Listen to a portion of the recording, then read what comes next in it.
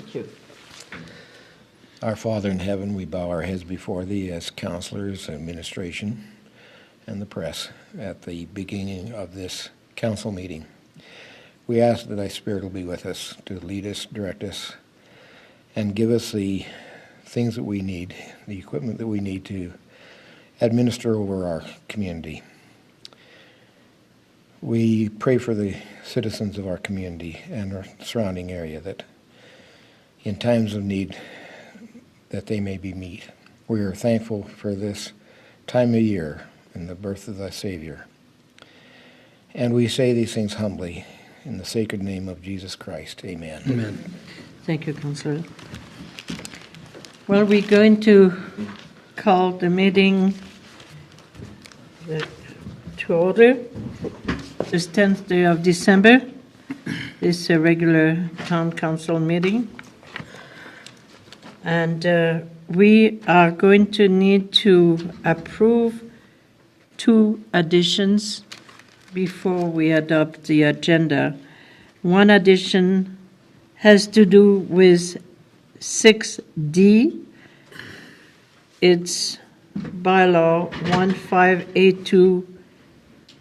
1582G, utility rates. There is a little amendment that we will need to address. And we need under 7D, letter for Parent Link. What? Parent Link Center. Oh, Parent Link. So it's a request from SCSS. So with those 2 additions, we need to, first of all, approve the additions. First motion to approve the addition, Councillor Bengry. I'll make a motion to approve the additions of 6D and 7D, utility bylaw and a letter of support. Thank you. Now we need to adopt the agenda. Oh, all in favor? Thank you. Thank you so much. Councillor Make a Court? motion to adopt the agenda and the additions that were added onto it. Thank you. All in favor? Thank you very much. All right, we can start to proceed. Under 4, we have no delegations. Under 5, we have adoptions of minutes of the meeting of November 26, 2019.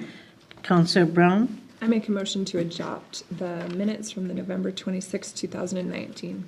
All right. Any questions or comments? I found them to be reflective of our discussions. All in favor? Thank you. Let's go under 6A, the budget 2020. And I think hopefully we can manage to get our motions in place today to adopt those budgets. Yeah. You want me to go ahead, Mayor? Please go ahead. Okay, so we didn't make many changes since our last meeting. There are a couple that I want to go over. But we also know the exact amounts, or at least until about an hour ago, I thought the exact amounts on policing. And now I'm not 100% sure, but we have the amounts from the spreadsheet that the Solicitor General sent us. We had a policing meeting just before this, and the formula seems to be a bit ambiguous by the South Zone Superintendent and the Solgen. So we're proceeding on the best information we have. Let's put it that way. We don't know if it's higher or lower, let's put it this way. We hope that it might be lower, but we're not that certain. So I want to preface something with policing, and then I want to talk about some smaller changes internally. This is a balanced budget, provided that you are agreeable to simply pass the policing costs through, because we put the revenue and the expense as equal as an additional tax. So we didn't try and absorb the policing tax inside the operations. My recommendation to you is that that's probably palatable this year, but it's probably not when we hit 217,000. That's a difficult tax to pass through above and beyond everything else we have to do too. So when the ratepayer sees this, they'll see that as a police tax or not? Well, we're hoping we get it as a requisition like the school, and again, these details are still ambiguous, so that on our tax notices, we'll have home for the aged, education, policing. Good. is how we would Yes. like to present it on the notices. Agreed. But that has not been lined, so it has to come in the form of requisition. Okay. That hasn't worked through, but that's my hope. At Mayors and Reeves, this item was discussed in January. It's going to be discussed again in detail because, as Jeff said, we have a lot of questions yet. And one of the sticking point is the fact that most municipality had already their budget set up before the requisition or the amount was presented. And it appeared that Minister Hunter, Associate Minister Hunter, was of the opinion that that might possibly be pushed to 2021, but we did not know. He needed to go back to Treasury. He is associated to the Treasury, to the Minister of Finance, and so we are hoping that in January he is going to come with more definitive information regarding the timeline. We don't have it perfect yet. So that $72,508 is roughly 2.4% of your total taxation, just to get a feel for where that's at. Now, there's still some unknowns, Council, that we won't know until mill rate time. So we don't know what assessment looks like between last year and this upcoming year. So that report will come to us through benchmark assessments soon. And we account for that when we do mill rate anyway. My feeling is it's probably flat. I don't think we're seeing a decrease, but I think it's probably a touch flat. So that's kind of the big caveat of this budget we're presenting. It's balanced provided you flow through the policing charges. Councillor Bond. So the intention here is to double the amount they're requesting in 2 years, Correct. from 72 to It will 145,000? be Well, in triple. 2023, it's 217,000. That's just not on this agenda, on this budget. How can they do that? They just Because do of the it. provincial. No, I'm governments. saying, I mean, What do you want? do we just, fold our arms and say thank you very much, or do we say something about it? I think Councillor, this will be a hot topic for AU. What are the rest of the councils doing? Councillor, this is why the mayors and Reeves have chosen the first Friday of January to have that as a unique topic. Well, I hope so, because I'm disgusted with that. Because if you think you are disgusted, we're not the only one that are. No. And the towns are happy, the cities are happy to see the towns start to pick up the slack and to see the county pick up the slack.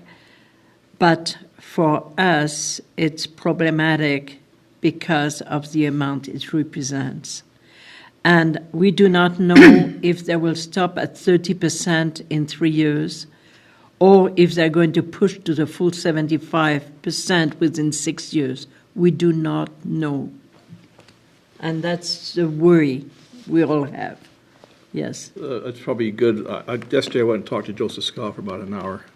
I spent quite a bit of time asking him about this policing, and I did mention to him the fact that he didn't know a whole lot about it because it just came out. And I pretty much hammered home the point that they keep telling us that they're going to defend and help rural Alberta. I says, they're not showing it this way. And he understands because he's a taxpayer in this town too. So I think we just need to keep, mayors and reasons, everybody just need to keep reminding them that hey, this is a pretty big hit. I had put a motion forward, and Mayor and Reeves, that felt that we needed more information before we could solidify it as a motion moving forward, because my motion was to push the starting of that funding by the municipalities, all of them, in the next budget year, to give us at least a respite. And so but what I encouraged us to do is individually for each municipality to start writing the government regarding that onset of the payment. And so I think if you want to make a motion to that effect, once we're done with that, please by all means do so, and we will write a letter signifying that we feel it would be better. I know we had put it in our budget, but many have not. Another question. Go if I ahead. may. Where did this proposal come from in the beginning? Was it the provincial government or was it the federal government? No, Provincial. it's Pardon me? provincial. So they're saying that they Well, don't have you- enough money to pay the policing. AUMA. Okay, if you, the Sojan and the government work together because the outcry was rural crime is increasing, but there was no funding model for it, except for a little bit of money that came from the federal. In order to increase the federal money, they had to come up with some money at a provincial level. And in order to raise money, they figured out that county will pay, towns under 5,000 would pay. It's about 3 years that we knew it was coming. We hoped it wouldn't, but it's not from yesterday. And at the UMA, Barry Morishida pushed it over and over and over. He was in favor of this? Yes. He's the one that has written every single letter to the municipalities and to working with the government to see it We should be happen. writing a letter to him. But we had, Councillor, if you remember, I'm the one who had that letter written. Jeff, how long ago was that we had written that comprehensive letter? About 2 years ago, something like that. I could find it and bring it back. Yeah, I'd like to see that. Is that But we were explaining to them the impact it had and what it represented, because I wanted it to be equitable, and I say equitable makes no sense. Yeah. So Jeff, you're not going to go line by line on this? Councillor Selk, I'm please. sorry. So let's not forget that a big part of AUMA's motivation for doing that was to bring the counties and MDs into the equation. Yeah. Especially those that have a lot of money and not a lot of population. That was the intent of AUMA's desire to have municipalities under 5,000 help with the policing, enhanced policing costs. So in that regard, they were probably correct. Yeah. It's just that it hurts everyone. Well, one more, if you don't mind. Councillor. You don't like to belabor it, but what is that going to get us for extra policing, other than we're having to pay? Councillor, those are the questions Yeah, we need to know that that. we want to raise at that meeting in January, Yeah. because we have exactly the same concern, that now we have going to spend money, but the services will not increase. We won't see a speck of changes because they cannot bring as many police on extra bodies in a system at the rate that is supposed to be. They want to have 300 plus 230, about 500 more, but always I can pop out is 70 a year.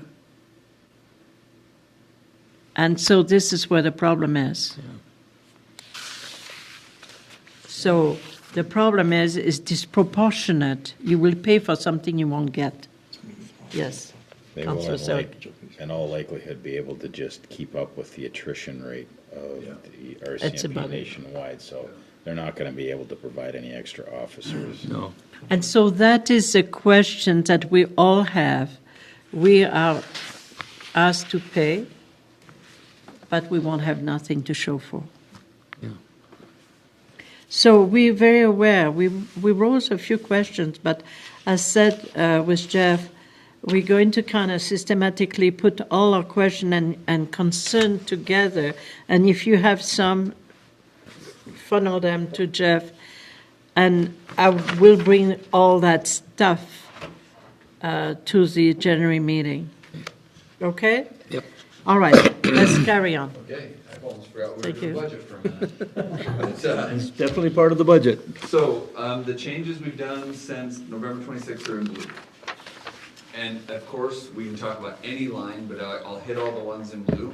And there's a number of gaps where we don't have anything. We didn't change a whole lot. So the next one is not until page 4. And really, the first one is simply the expense side of policing requisition. So it's just the opposite of the one we looked at on the income side.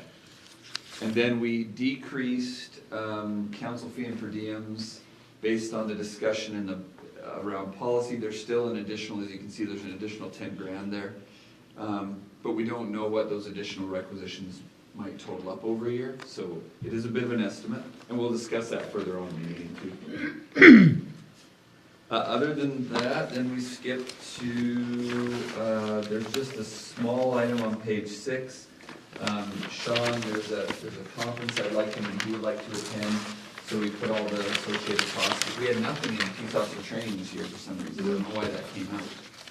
So on page 6, training for new peace officer, there's a conference that's coming up that we'd like him to go to. So far we just added stuff to the budget, as you've noticed, but we'll get this, how we funded it. Then we go all the way to page 11. And again, this is fairly small item, it's at the reunion center. Randy was doing an assessment of some of the facilities. The man doors are just getting beat up. They don't close, they don't lock well, they're getting kicked in and beat up. And so there's some money for 2 new steel doors at the reunion center. Which page was that on? So that was on 11. page 11. Thank you.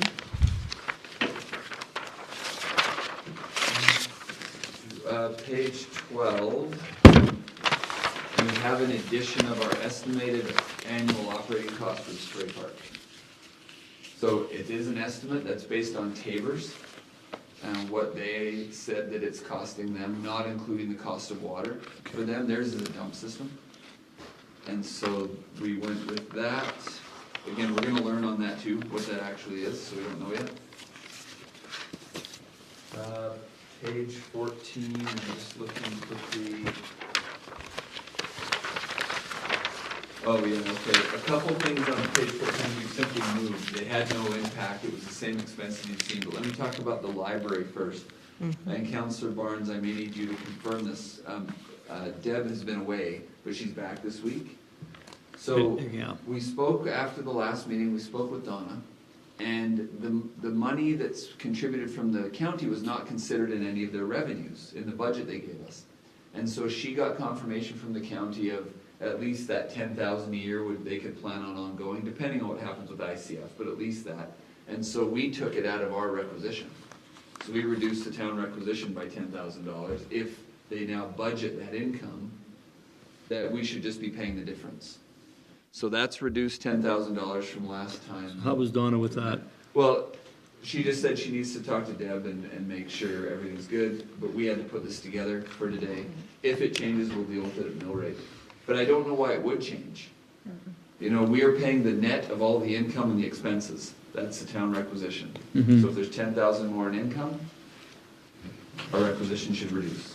It should not be in a hidden pocket somewhere. Yeah, so that's our anticipation, so that's a good thing. Those next 3 on page 14, we just moved, we had the AutoCAD in his general operating and the training for it, we moved it to their training budget. But it didn't change the net amount, those amounts were all in there before. We never had AutoCAD before?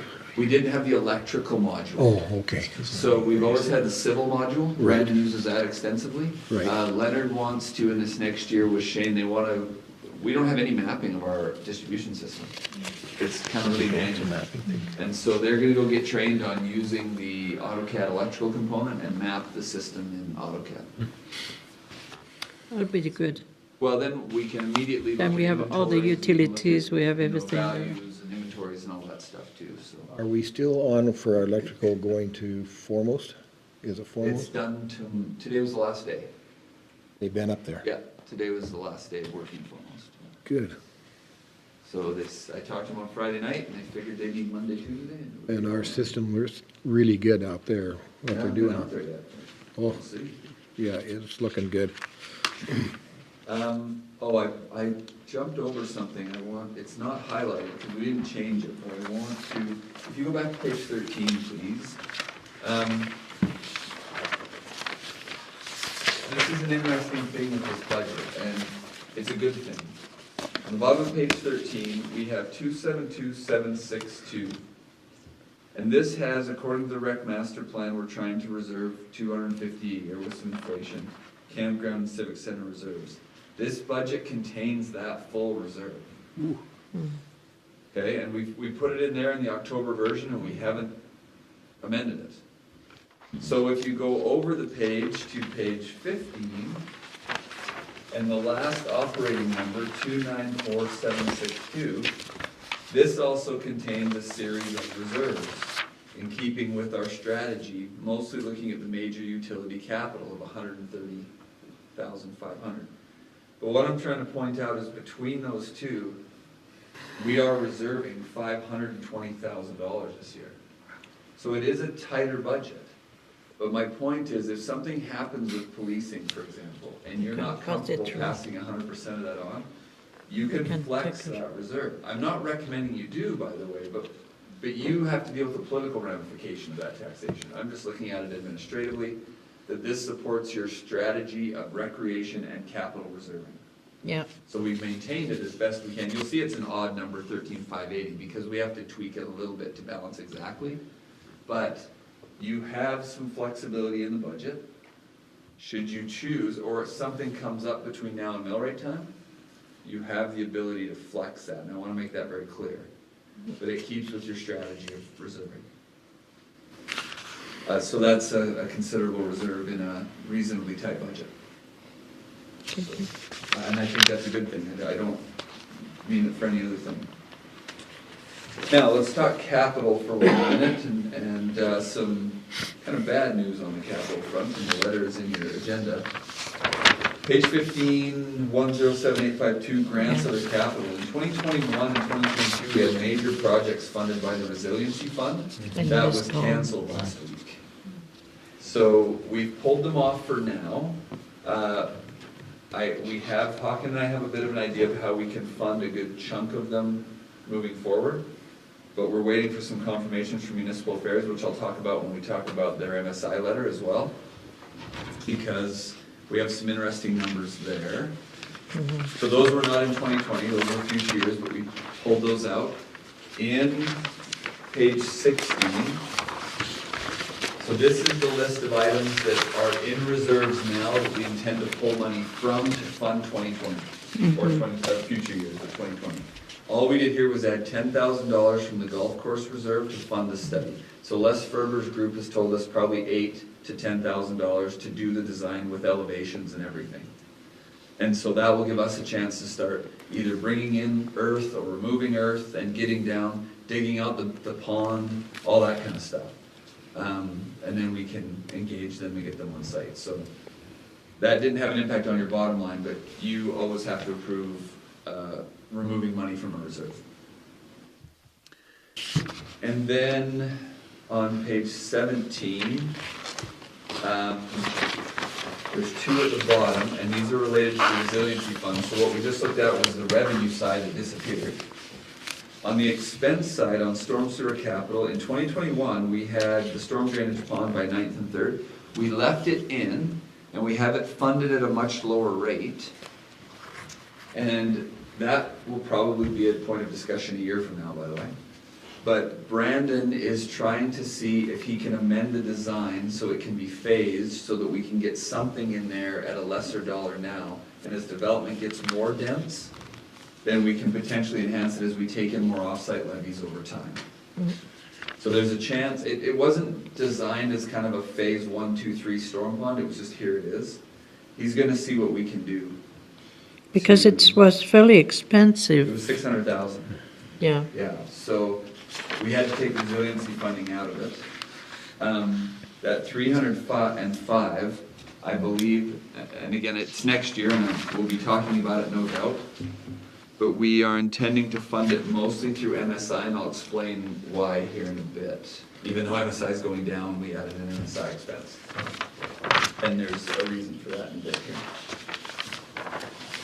Page 18. It's just some of the capital that we talked about last meeting, that's all. We scaled back the campground in order to balance, postponed pickleball and added it with the tennis court project in 2021.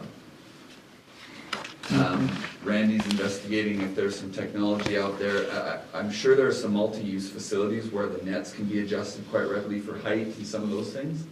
So he's working with Tomco and some of those companies to check that out. And then on the last page, we simply added the 016 design that was funded through reserves. That's what we changed since last time. So that, again, gives you a balanced budget with that unfortunate anomaly of policing costs. Well, I shouldn't even say anomaly, it's now going to be normal. It's what we're dealing with from now on. So councillors, do you have questions for administration, or do you feel comfortable that what we have here is what we can live with? Yes. Jeff, as I look at this and look at the numbers, I am really impressed with the work that's gone into this and still maintained our reserves. Yeah, you have aggressive reserves this year. Exactly. And that is, Well, it's a cushion we can use yes. And that's why the council if set it needed. up. So I know there will be some amendments between now and mill rate. I hate to know that beforehand, but Councillor Brown and I met with the school division today, for example, and we know that's going to have financial impact both on the revenue and the expense side. It won't be major, but we'll have to adjust for that, and we'll know that. I'm still concerned about that policing formula.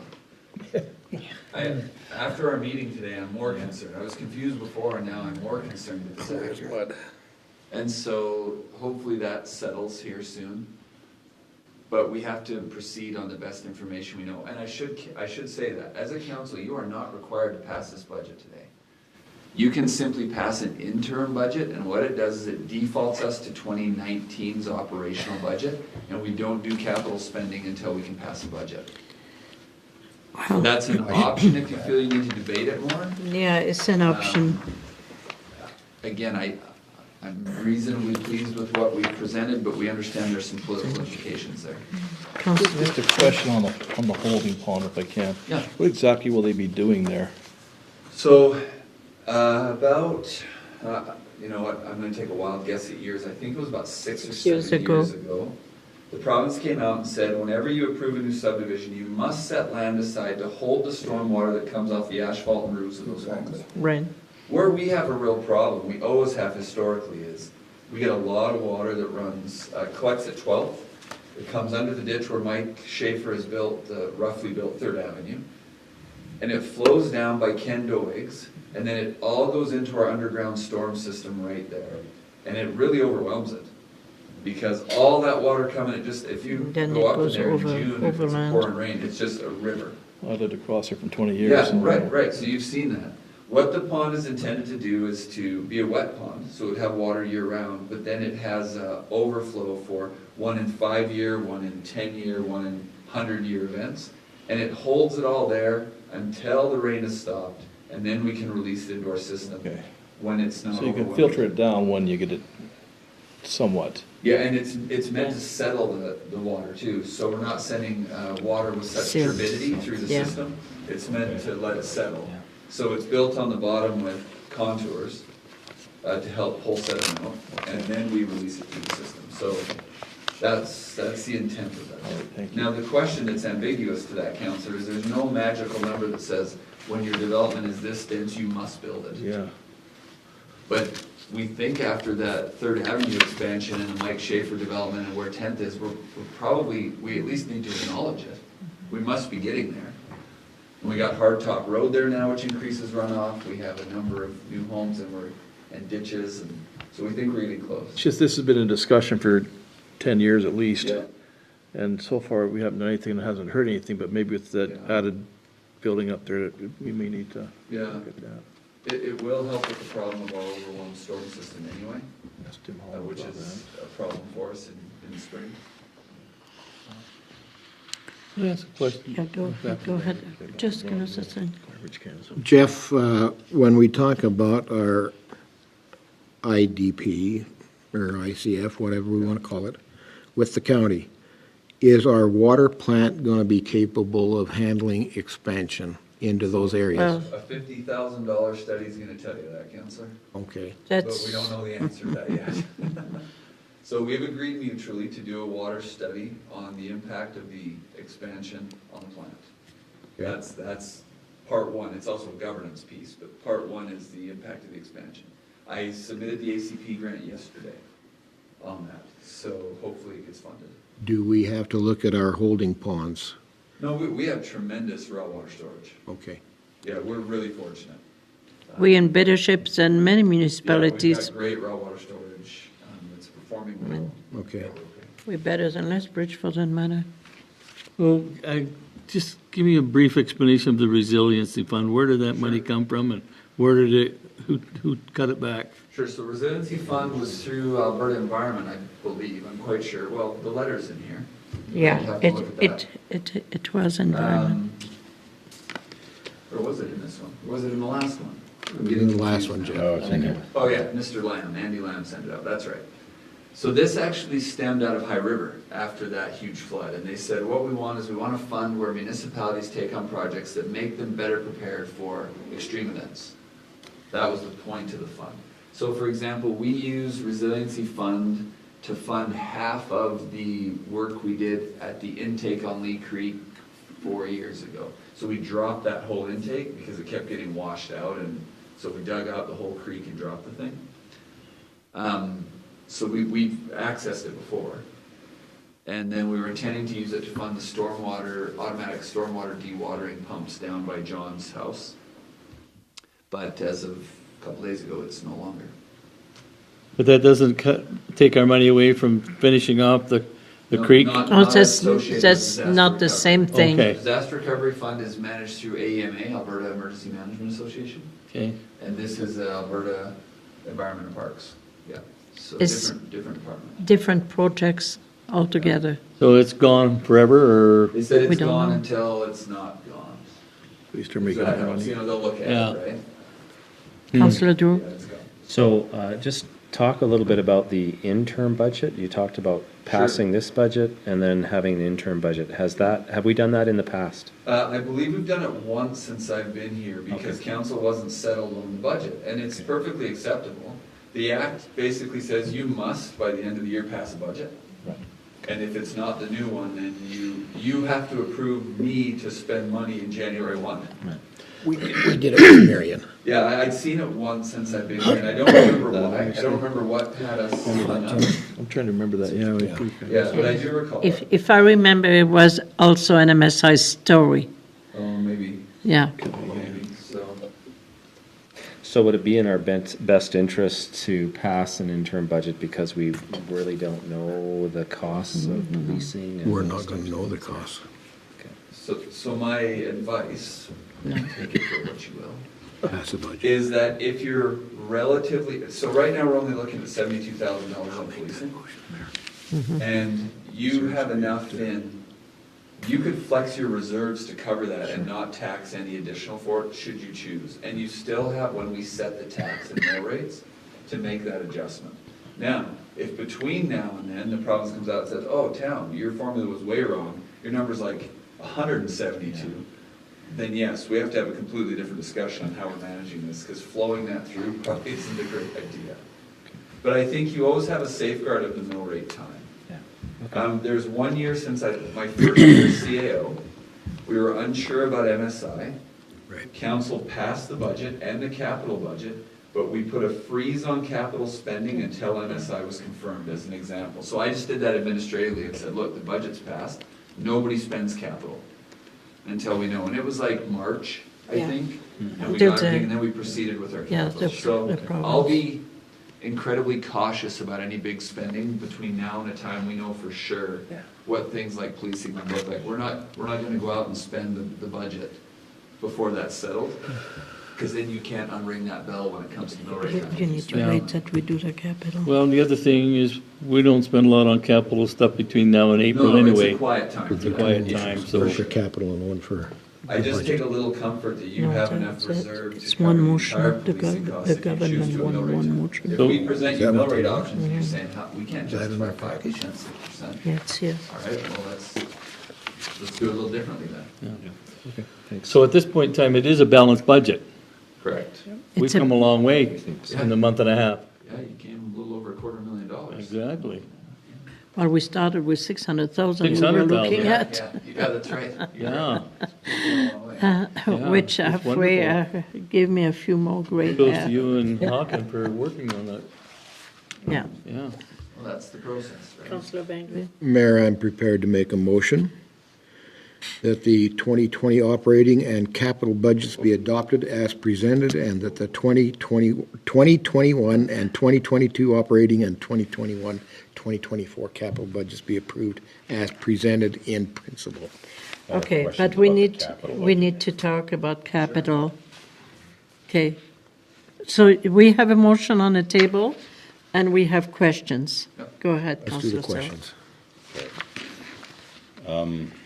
My question, Jeff, is in our 5-year capital plan, we spend significant MSI funds on equipment purchases. For instance, is in 2023, we're gonna spend $300,000 on a street sweeper. I would strongly suggest that we start looking at partnerships. And this would be one of those partnerships where we would look to other communities that we could make this capital purchase and not foot the whole thing ourselves. I'm not done yet, No, no. so stop wagging your hand. Well, I'd like to respond to your Yeah, suggestion. no, he will. Yeah, you will. So anything else, Councillor Yes, Sells? actually. This is an idea, Jeff, that I need to, that's been kicking around in my head. Every year, we wait and we wait and we wait for McNally or Tallstrip or whoever to pave our roads. What if we partnered with the county, McGrath, Raymond, whoever we need to bring in, to get our own paving equipment and do it ourselves, so we're not waiting anymore? And there are lots and lots of times when we want to do just some patching, or we want to fix up part of a street, and we wait, and we wait, and we wait. We seem to have some pretty keen guys in Public Works. Surely to goodness they can figure out how to run a paver, or if we have to send them to paving school, I'm okay with that. Well, Jeff? Do you want me to respond to any of that now, or do you got some more things? I just want to know if that Yeah. is a concept that we could pursue with municipal partners, because I know other partners must be in the same position where they're waiting, and they're waiting and waiting. So, Jeff? So I like that idea, and I'll tell you why I like it, because we looked at this 4 years ago. And I can resurrect some of that stuff. Bart and I had a discussion about this exact concept, that could we find an aggregate partner? Because that's one of the kickers too, right? You need to be able to have access to aggregate and mix and do all that. So we thought, could you even partner with Southwest Concrete or someone like that that would make a capital investment in the aggregate mixing piece of it, and then we own the equipment. Bart did some work on it, and I'd have to go digging. I'm happy to resurrect the idea, because I've always kind of kicked that around a little bit to see what that return on investment would look like from a capital perspective. I mean, obviously you'd have a big hit up front, but there may be a business case for that. Like, it might make sense, especially if you said, well, this is gonna be co-owned by 5 of us, and then we each carve out our time. So I'm happy to look at that again, because it was a concept we pursued. It was before this term, but there was, I can't remember some of the logistical challenges, I just have to go resurrect it. And then on the sweeper, totally agree. Please don't take those future years as set in stone by any means, right? Because the sweeper was in 2020 for a short time. And then I have talked to McGrath and I have talked to Raymond about it. They weren't interested this time around, but let's see what things look like in a year or two as we go through it, for sure. And those are excellent ideas. The more we can find partnership to lower our capital expenditure, the better we will be. And appreciate that thinking, Councillor. Anything else, Councillor? Keep thinking that this would be one way we could help McGrath get some paved streets. Councillor Bengry, you wanted to do a response to? Well, I was gonna suggest to Councillor Selk that the past council has had our administration check with the surrounding communities. And at that time, they were not interested at all Interested, because of the which is true. logistics and Yeah. operation of them on certain days, and how do we do it, and who transports the equipment, and so forth like that. And in the partnership with we talked about the county, because they have A milling. a milling machine, but they got nobody out there that knows how to handle it and work it, apparently. But they have an actual milling machine. They All can go right. to milling and paving school. So we will task our administration with looking into those capital expenditure and possible sharing of services. That's a good one. I would just suggest that, given how much everybody's looking for change in the couch right now, this would be, I think they'd be a lot more amenable to some partnerships. I think you're right. We should discuss it at the next mayors and CAOs meeting. Well, would be a good one. It's in January, I think. February, that Red was. Yeah. What do we spend on a yearly basis on paving, 200,000. approximately? Quite a bit. 700,000 or 700,000 or 800,000. So, That's a lot. On average. Well, new it's pavement very, so in 2019, it was 410,000. In 2020, it's 265,000. Well, there's 600 grand. So it bounces around a bit. Yeah. Depends on what we do, too. Yeah, it depends on how many streets and roads we dig up. yeah. That's a good question. I don't know how much it costs for those Councillor machines. Brown, but- go ahead. I just have a question for Jeff. So we have a couple of little projects that I was requesting to get done in this last year, but because of weather and stuff, they've been pushed off. The crosswalk, Yeah, the handicap. yeah. So are those Wait, things still? What's the second one again? Redford. Crosswalk? Oh, yes, right. Okay, So are, sure, yeah. because those are not in the budget, does that mean they're not happening? No, the crosswalk, Okay. actually, we added money to our line painting Okay. for refreshing the Main Street ones and doing 7th Street. Okay. So there is additional, and the other one is just, it's kind of going I know. backward because it's winter. I know. That's not even a cost Okay, consideration. I just didn't Yeah. see it, so I just wanted to make sure that it doesn't Yeah. No fall problem. by the Good side. question. Okay, so we have a motion on it too. Oh, I will. That's one other question. Okay, Councillor Cope, go ahead. As we pass this budget and dealing with policing, whether we decide to cushion it this year or not, we're gonna have to eventually pass it on to the taxpayer. I'd certainly like to make sure that when their tax notices go out, they see that as a separate item, Yeah. Councillor, for this year or not. I believe it needs to be treated the same way as any other requisition, which is education and the housing for the aged. It has to be treated in the same manner. It has to be visible. Because honestly, it's not our doing. And we will make sure that if it happened in 2020, that we put within the tax envelope some kind of explanation as to what's happening here. Okay?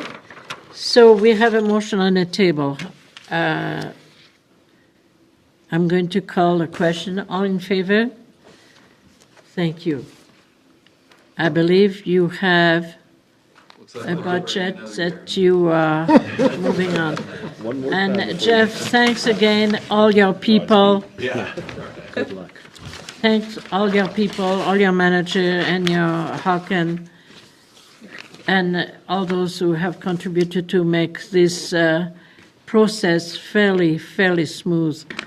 I appreciate that, because from 600,000 to a balanced budget, yeah, many nights I was wondering, how are we going to be able to cut that fat? Well, you guys have to make some tough decisions along the way too, right? Thank you so much. All right, so this is passed, and I feel quite comfortable that we have fairly good numbers. All right, the next one is a policy R87, the remuneration policy. There was some question that were asked regarding that. What happened exactly when you have an umbrella and you have subcommittee below it? And what about if the committee that is the umbrella, what exactly creates the additional per diem? And what I was saying is that if the monthly meeting is not there, then the subcommittee takes a place of that one for one meeting. Anything else requires a per diem to be presented if you so wish. Okay? And I think really it's always at your own discretion, but I think if we want to start to reflect proper figures and proper numbers for future projection, we should make an effort to present those per diems. I think, Mayor, that we have a better understanding, I know myself do, on the council. model, yeah. The model, after the discussion last Well, it time. needed, there were some gaps that needed to be fixed. Exactly. Okay, so we could go ahead, if you don't have anything else that you want to bring up. Councillor Brown, To accept it. go ahead. I make a motion to approve the remuneration policy, policy R-8-7. Thank, I have a question though, Mayor. go ahead, Councillor Selk. I've read this 15 times and I'm still not sure that in A1, the last sentence, Okay. it says, this quarterly compensation is outlined in items 1 and 2 of the payment schedule of this policy. Is intended to compensate counselors for 1/2 day, 1 to 4 hours, meeting per month per assigned committee. So are we shifting to this, or are we just sticking with the $900? No. Your, Get it. okay, the quarterly represent the 5 meetings that you have. Anything else above and beyond is per diem. That's, should we try to clarify that, Jeff, somehow? Excuse me. It's Could not you- how I read this, and maybe Yeah, I'm the but only that's the one that doesn't. intent, though.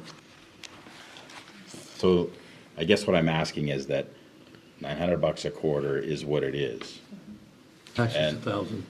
That's your 5 meeting, 900 that's Okay, all. I'm not done talking. Sorry, okay. So it's $900.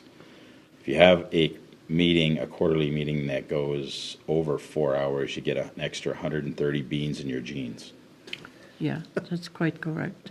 Am I reading that right? Is that Because the way correct? this reads I'm up for the- is that the intent is that for every meeting you attend, you should be getting a 1/2 day per diem for that meeting in a quarter, and I don't think that was the intent, No. correct? As the author, I'll tell you what I meant to say. What I meant to say is your annual payment, divided up by 4, so your quarterly, is there to compensate you for up to a 4-hour meeting per month of your assigned committees. Anything above? Anything above that, you should claim an additional per diem. That's what I was trying to say, and I'm happy to rework that. Yeah, so maybe we're you need happy. to reword it. But that's what it was intended to say, that you're gonna be assigned stuff. And if you attend all those, no more than 1 a month for up to 4 hours, that's what's included. But if you go twice a month, you're claiming another per diem. If you go 6 hours one night, you're claiming another 1/2 day per diem. Okay. Okay. And I thought that was, but Yeah. That's but what I'm it just saying was. the way that Okay. the way this reads. It is that doesn't read It clearly. reads almost like, well, for every meeting you go to in the quarter, you should be compensated for up to 130, a half day per diem for everyone, and That question. I'm pretty sure that's That not wasn't what the you intention. meant, but that's, to me, that's Totally kind of how it reads. Okay, Am I so right? well, I understand what you're trying to say. So it might need to be tweaked slightly in order to clarify it. Okay. Anyway, But I that's, appreciate that, Counselor, because I think you interpret how it was intended. right. I interpreted it the way I think you intended it. Yeah, okay. But it's But the it's way not it what it reads, it's says. awkward to me. Okay, all right. So, Yes. yeah, it's coming clearer to me too. So, you know, with our regular meetings, when they go overtime, 4 to 5 to 6 hours, then you You claim a half a compensated day. for it. Exactly. Okay, that makes It's a lot more sense. exactly And there's right. one other thing, your name tag is over there and you're not Tim Court. Oh, Counselor. Well, we were just talking noticed- I about just noticed transformation. let's just back everything up and start Little over light again. humor here now. Okay, Okay. you don't have a past Are we- budget now. Do we have any more discussion, questions? Are we okay now? Is it clear? So Jeff, can you kind of tweak it? So let's, we had a resolution on this, don't we? We have a motion on the table. Yes, we do. So you can fail it, that's an option, Or for and any then we'll go amendments. back to the table on it, or whoever made it could withdraw it. It's up to you, it doesn't matter either way, it's like you could vote on this and say, no, we're gonna fail it, and then. I'll Can bring you- back another one. I'll just withdraw it. Shem, that's how it will work, right? 'Cause Well- there's been no vote, Nope, just discussion. so she can withdraw it still. Yeah, so you can Yeah. just withdraw the motion. Okay, And then we'll go at it here in the new year again. okay. So are we fine with that? I just want to make it crystal clear. Yeah. You know something? The clearer it is, the less anxiety we're going to have around those items, Yeah. right? Anxiety around that is very painful. Way to go. Okay, thank you, Councillor. Okay. All right, so 6C, draft bylaw 1647F, land use bylaw amendment. Do you want me to speak to this? Would you please, Jeff, We have a property, it's just over here. the one that had burnt out a And, little yeah, while it back? burned down a little while ago. It's a new owner of the property, and he wants to build a home on it. It's zoned central commercial. For whatever Which reason. house was that? So it used to be Rod Russell used to own it. Oh, yes. There. Right. And so, it's zoned central commercial, so the owner is requesting that it be rezoned from central commercial to rural Residential. I don't foresee any concerns or problems with this. He intends to put a home on it following the rezoning. But we need to rezone that for the individual. All tonight that we would request, and all you should do is first reading. We send notice out to all the neighbors or affected parties about the zoning. They have a chance to comment. Just go through the MPC. Yeah, Councillor Selk? I move first reading on bylaw 1647A, land use bylaw amendment. Thank you. Questions? Seeing none, all in favor? Thank you. That's an odd anomaly. Apparently, a number of those properties, back at some point when the land use bylaw was done, there was a thought that, well, if they're kind of in the downtown commercial zone, so we'll blanket zone them all central commercial. The problem is now a home becomes a discretionary use. And so the owner intends to build a residential home on it. I'm Yeah, just very wondering, just a question. Those property are then listed commercial land, First three, right? all the other one, and taxed as such? They're right probably on the taxed side, by like the that road use of across the residential.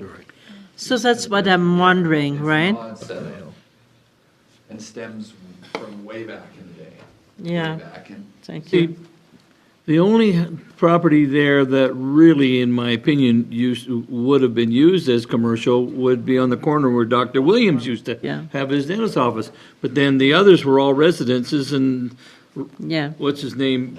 Oki had a property next to Stuart Danes there, and then there was another house that got tore down, and then that house of Rose McDonnell's that burnt down, and then you've got Dan Olson's got a house up there next to the Catholic manse there. They were all residential except for Shem Williams. And then he made a house out of his, Yeah. doctor, dentist's office. Okay. So, Yeah, I all don't know intent- what to tell you. yeah, well, I just know that that's where they were. Trying to tidy it up a little. Yeah, that's All great. right. 6D is an interesting little glitch that we need to fix. Is this the utility rate bylaw? Yes. Okay. You want me to speak? So please, Jeff, can you help us with that one? So the only, if you go to the very back page. The last there's some text page. in red. 2 years ago, when we amended the electrical distribution bylaw, the intent of the time was to pull anything electrical out of the utility rate bylaw. Kevin wanted everything standalone in its own. Well, NMAX phoned us today and said, hey, we're looking at 2020 rates and you have an electrical rate in your utility bylaw and it's different than your distribution bylaw. Which one do you want us to go by? Well, they're both valid, right? So that's the problem. And so what we told them is, they preferred that our reconnect disconnect fee was the same for both electrical and water. So what we're proposing is we get rid of the words or electrical and then reduce those two rates from 75 to 70 and 150 to 140. So our distribution bylaw and our utility bylaw are the same. So I know this is a bit unconventional, but, and because the rate is reducing, if council's comfortable doing 3 readings, we can get it into NMAX and it's effective January 1, 2020. Yeah. If you're not, there's not a big consequence here. There's a $5 consequence on the reconnect. I mean, it's not a big deal. I mean, it's in favor of the person that has the utilities, so why not go ahead with first Motion reading? to, First reading. first reading of utility rate bylaw 1582G. Questions? All in favor? Thank you. Make a motion to do a second read of bylaw 1582G, the utility rates. Thank you. All in favor? Thank you. I need allowing. Move to allow third reading of bylaw 1582G. Thank you. All in favor? Thank you, Councillor Barnes. Move to allow bylaw, Third reading. third reading of bylaw 15. No, you're not allowing. You're not You- allowing. I move third reading of bylaw 1582, utility rate bylaw. Thank you. All in favor? Thank you. Well, this one is fixed. Yeah, just a small little thing, council, but. It's a glitch. Done. Thank you. There you go. All right, so let's go on to 7. Councillor Drew, that was a letter that you had requested from the Ag Society on behalf of the Ag Society. Is the letter what you expected would satisfy I think it's, yeah. the society? Yep. Okay, so I need maybe somebody, maybe Councillor. Do you have a question, Councillor Selk? I was gonna move it, but if Yeah. it's gonna be his. Councillor Drew, Yeah, so I move that we accept the letter the to letter the from Ag the town to Society. the Ag Society as written. Okay. All in favor? Thank you very much. So you can report that the letter is forthcoming. Okay, I have a meeting. I've actually got it here for you to sign tonight, so. Thank you. Under 7B, the coat of arms. We finally have a coat of arms that needs to be framed. It's not framed yet. Do you have a trumpet for that? But I want to congratulate Shem because honestly, that has been 3 years in the making. And there is, Shem, you're a very patient man. I don't know that I would have had the same patience, but I know that was very important to you and you wanted to see the town recognized a little bit better. And so that is the crest, and the crest is extremely symbolic and is maybe just a time to kind of read the symbolism if I find it. So the symbolism is as follows. The arms, the gold background symbolizes a town's agricultural success. The carriage wheel refers to the settlers' travel by wagon train and also to the town's Remington Carriage Museum. The blue band and white rectangles represent the water of Lee Creek used in irrigation canals and the communities serviced by the said canals. As well, the rectangles evoke playing cards, the white one, and thus represent the card family, playing card, the leading family of the original settlers, and make a canting reference to the town's name. And the crest, the weasel represents the Kainai blood tribe of the Blackfoot Confederacy, traditionally known as a weasel people.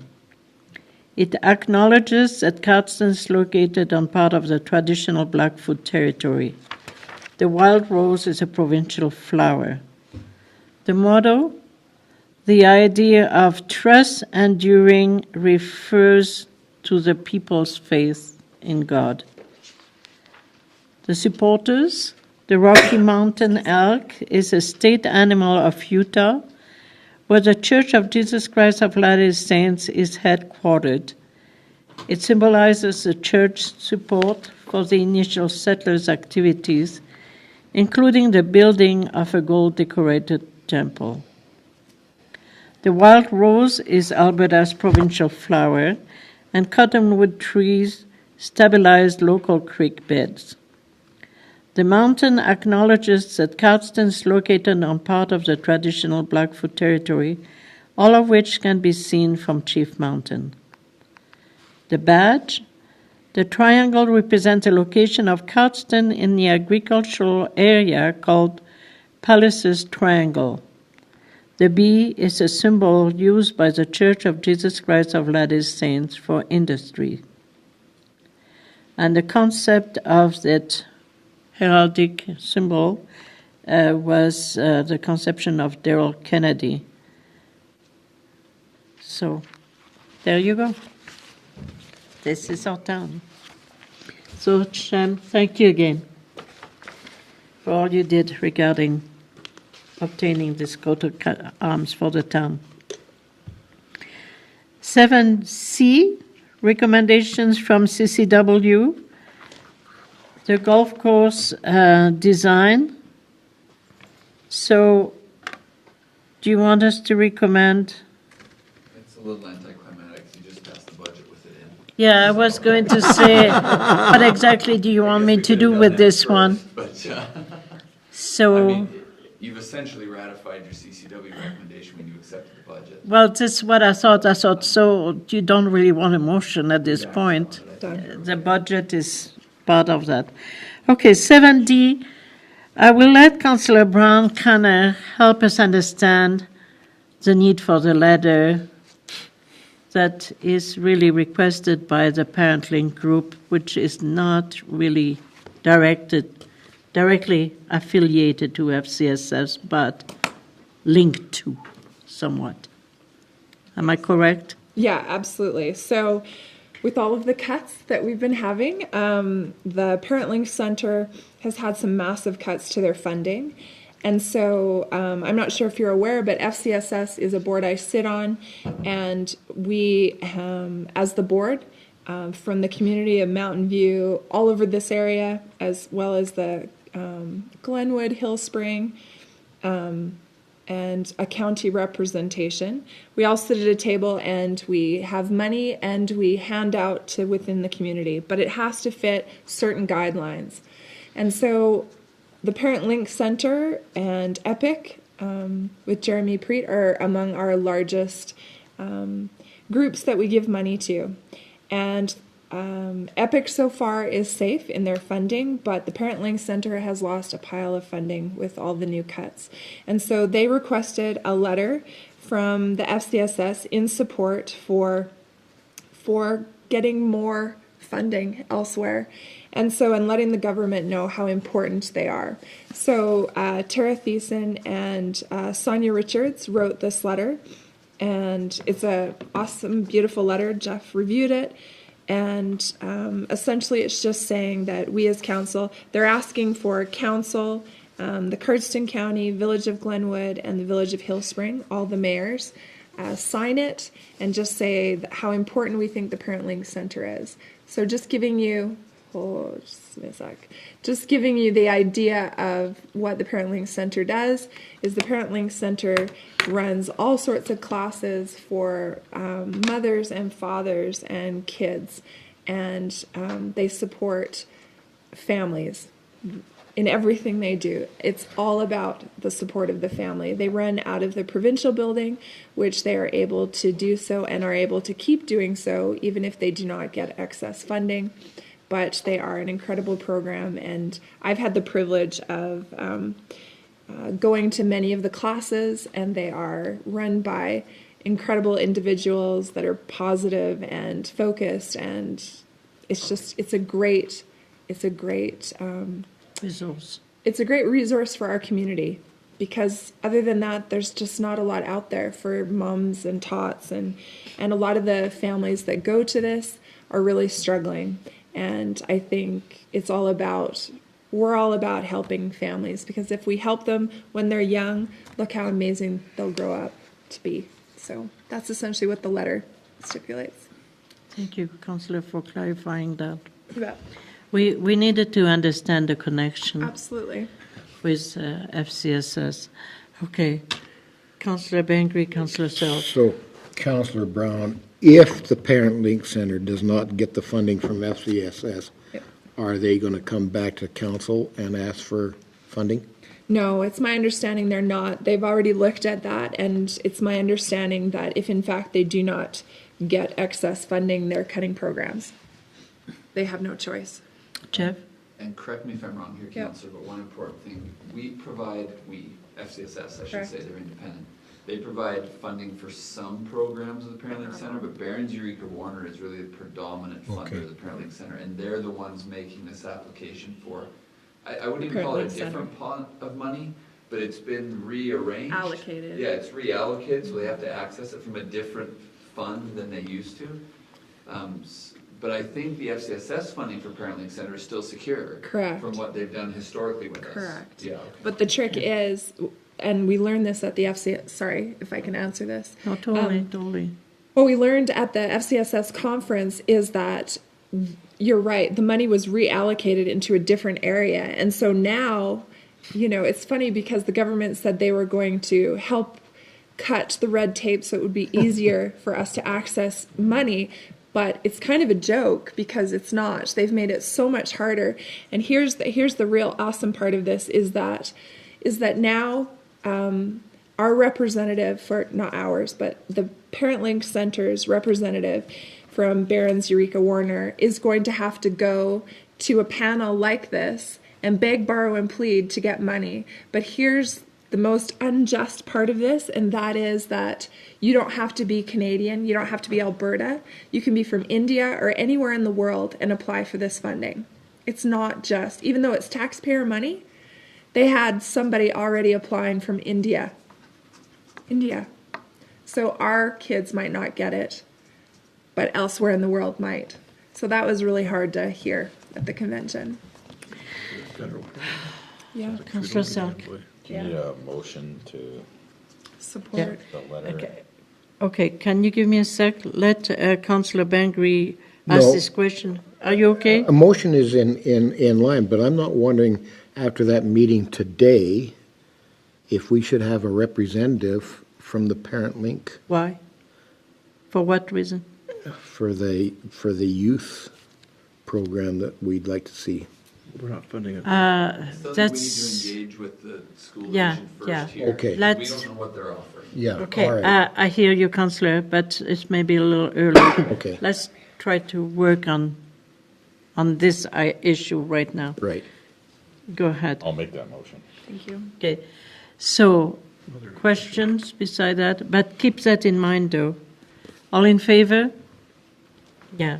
Just wait in the new year when Yes. we get a little bit Yeah. more information. I'm just thinking ahead of the game. Yeah, no, you are, and that's okay. The Minister for Red Tape just says. All right, so all that is done. Protesting. So under 8A, committee reports where there is Just a couple this month. just not too much. I got emergency services today, so it's so it didn't get in here, but I got it. And I'm having a difficulty with sending you the mayors and for whatever reason, it looked like they are going through on my end and you're not receiving them. And so I don't know what I'm sending them to. Is that all that stuff I'm getting? And it kind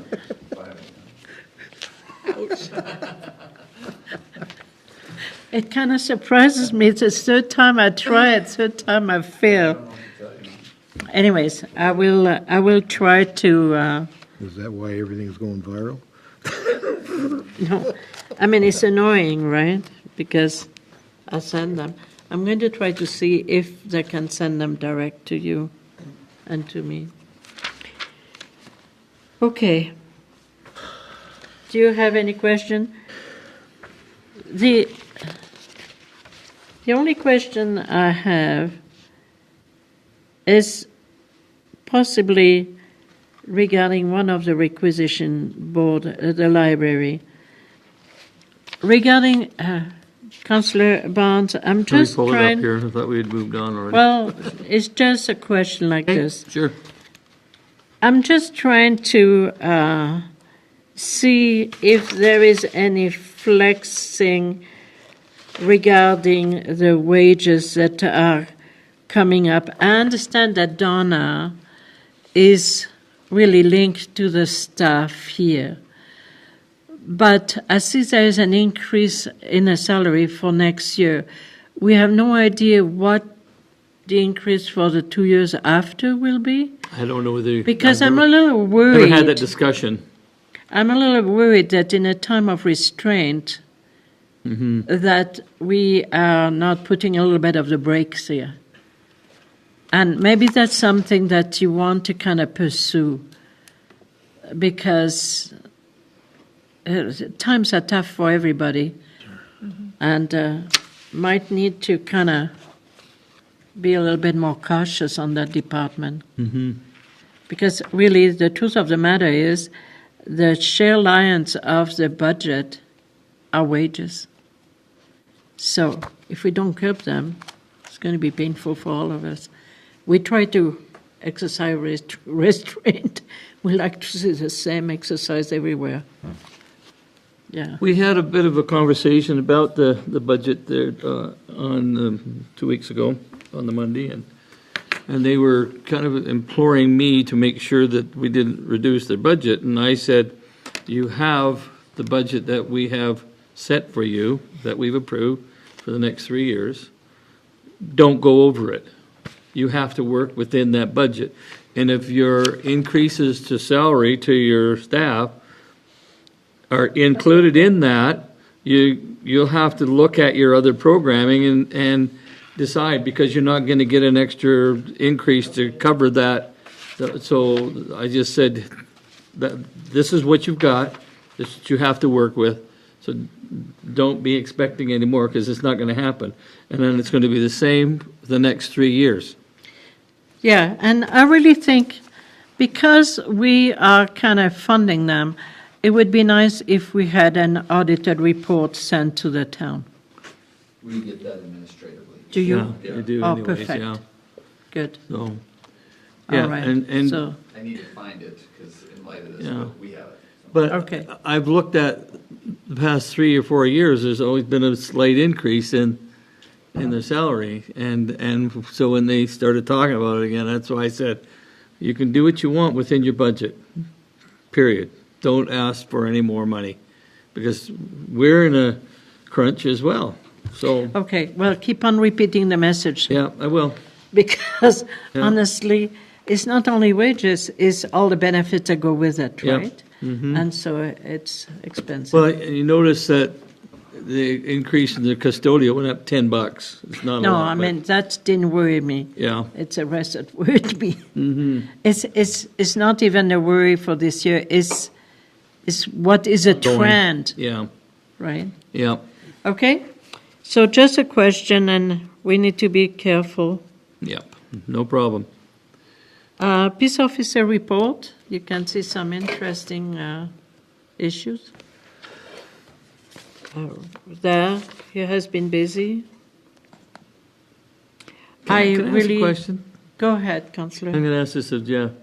What kind of public response are we getting with the new peace officer? I mean, we definitely had a response with Brad, and he was doing an excellent job, but what kind of responses are we getting? Have you heard anything at all? One thing that I can tell you, he is quite knowledgeable of the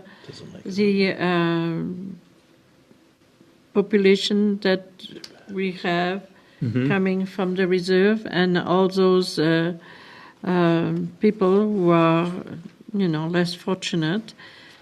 I have come to know him, and actually it's kind of nice to sometimes see him engaging just in conversation with them and create a rapport, coming to know them. So it's making a Yes, great well, my effort. question is coming from not so much there, is from, there's lots of Enforcing. notices for trailers unhooked Oh, okay. I and see. unsightly premises. I'm just wondering how those, Oh, you particular mean situations are- more the bylaw issues? I think it's moving forward. There's Yeah. quite a few cases that are being resolved. So one thing important to remember, he only got his authorization just last month. Yeah. So he'll start doing a lot more of the level 1 peace officer stuff now. Yeah. But the bylaw stuff actually seems to be going relatively okay. The cleaning of 4 trailers sidewalk. moved this week, and, there's a couple more bylaw or unsightlies that are registered, and I'm not getting complaints. good, No news is good news there. yeah, okay, thank you. So there's a little bit of good movement there. Okay, so 8C, I have October financials. Yep, And look good. you have any questions regarding them? All right, so those are for your information. And I very much appreciate Håkan giving us those reports on a very regular basis. It has made a big difference for us as council to understand what's going on with our prediction and our actual. I just wanted to mention, I spent some time today going over budget to actual, both on overall operations and wages and salaries specifically, so without any crazy things happening in the next 3 weeks. It should be, We're gonna take a hit in the electrical distribution, so we're gonna be under revenue and over expense there, but it looks like overall organizationally, we're still shooting to be under budget operationally. Not a That would be lot, nice. but we're still okay. good. Any little bit of saving will help us. 67 cents.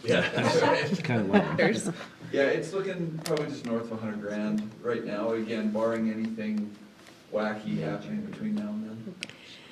Well, Council, do you want us to take a break at this point? Well, We could finish, there's letters here, and then Yeah, you got- we got to go into confidential, so why don't we just finish off the letters and then Corey can go home. go closed session? So we have dinner for you tonight. Well, this is what I was going to say. Bill's The staff, downstairs working on it right now. the staff has made dinner for us, and it's very kind of them. I mean, the staff meaning Jill. Yeah, I didn't. Well, it won't take long to finish off these Yeah. things, I don't Okay, think. all so. right. So let's do the correspondence. On the 10A, we have the Festival of Light, a letter of thank you. There were a few glitches, but not too many. And I think next year they're going to want to increase the amount of candy canes. Yeah. So let's pat each other on the back. We were a diamond sponsor, so let's do that. Just a comment. This is the first year in the 6 years that I've had as many positive comments I must about the say. lighting and everything being downtown, how festive it looks, and people are just thrilled with everything, and it's neat. I only heard one negative that was dealt with by about 100 other people. But it was wonderful, and it's been great. So I think this is definitely a success. Yes. More importantly, though, I completely agree with Councillor Barnes. More importantly, though, I've heard businesses say of people that have been driving through Main Street, and because it looks so festive, people are stopping and they're buying. So Awesome. that's fantastic. It is. And I did congratulate Leonard and Leonard Nichols and his staff for the amazing job that they did. And he said that now that they know what they're doing, they're looking for next year. 'Cause Awesome. they're, because a few people, why did you only do this many? Well, like, are you kidding? We had none before. So anyway, I mean, of course I never said that, but I totally did. Anyway, All right. it's just fantastic. It's Nobody's great. asking for the It's tree great to back in hear. the middle of the Thank street, so you. that's good too. And Yeah, they are. It's fantastic. Yeah. Absolutely. Well, if I people are do stopping, appreciate let's light it. them up in July. sure. In Montreal, they do Christmas in July. Oh, what a surprise. What a surprise. It's Christmas all year Is that when the round. transfer payments? With all our transfer payments, yeah. Focus. Come on, guys. Okay, councillor, I should have opened my mouth. All right, 10B, Minister Kissy Madu, about the Alberta Municipal Affair. Jeff, do you want to address a little bit the funny story here? Well, I fear discussing it in a public meeting for a minute, but when we got our 20 and 21 allocations, they gave us the spreadsheets. We're up a couple And we- $100,000. And we couldn't really Isn't that quite awesome? get it. Yeah, but it makes no sense in light of everything else. So that's why I told Mayor, I said, look, everybody just be cool. Right. And then let's see. Great quote. Okay, We're gonna watch that closely, and that's when I was Yeah, we talking are. about budget, that we might just have some money for a stormwater pond. Because it's back to like our levels 2 or 3 years ago. yeah, and yet they had given us some money ahead of the ball game. Maybe they'll figure that one out. So Mention it we're back again. up to pushing $800,000 a year, and so I'm just saying, great. We are happy. Just saying. Have a nice day. Let's just move on. All right, 10C, Mr. Lamb, Alberta Community Resilience Program. Thank you very much. But no. It's called a Merry Christmas Humbug. It's a loss of $350,000 grant for us, but anyways, we move on, we shall do. 10D, AUMA, policing costs, Mr. Morishida, Yeah, thanks for that lump of coal. that's another lump of coal, you're right. Learn all kinds of good news here. And 10E, Sorry. Minister Casey Madu. Now, this one has me a little bit perplexed. It's regarding the ICF update. And really, the detail does not clarify much. And that's a problem for me, i.e. libraries. We don't quite understand how the definition of services, which is shared between two municipalities, such as a library, could not be part of a conversation. One hand says it should be, the other hand says it shouldn't. So we don't really know where we stand on that one.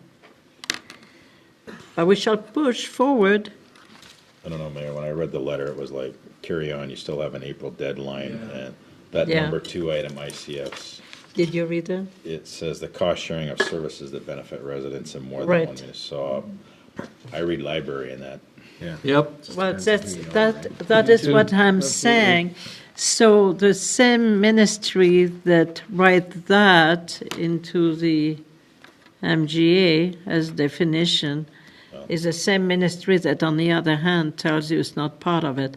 So right and left don't match.